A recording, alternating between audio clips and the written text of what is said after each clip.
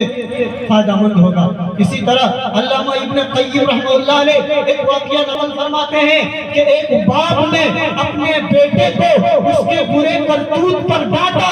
اس کے بیٹے نے فرمایا کہ ابا جان، آپ نے بچپن میں میرا حق ادا نہیں کیا تو میں بڑے ہو کر آپ کی نافرمانی کر رہا ہوں۔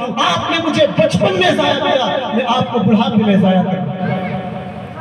اس واقعے سے معلوم ہوتا ہے کہ جہاں تک ہو سکے بچوں کی صحیح طریقے سے تربیت کرنی چاہیے۔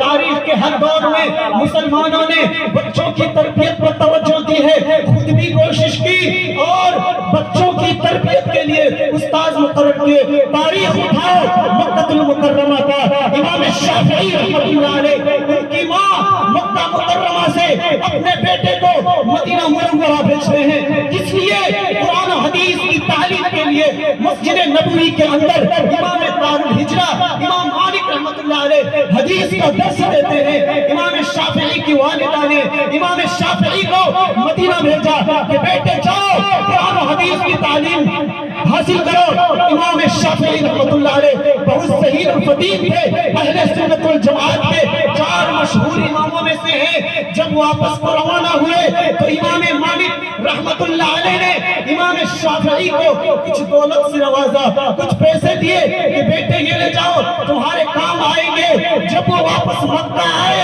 ان کی ماں کو خبر ہوئی کہ بیٹا خزانہ لے کر آ رہا ہے۔ اس کی ماں نے گھر کا دروازہ اندر سے بند کر دیا اور کہا کہ بیٹے، میں نے تجھے مدینہ دولت کے لیے نہیں بھیجا تھا، میں نے تجھے مدینہ خزانے کے لیے نہیں بھیجا تھا، ارے میں نے تو تمہیں مدینہ قرآن و حدیث کی تعلیم کے لیے بھیجا تھا، تو دولت لے کر آیا ہے۔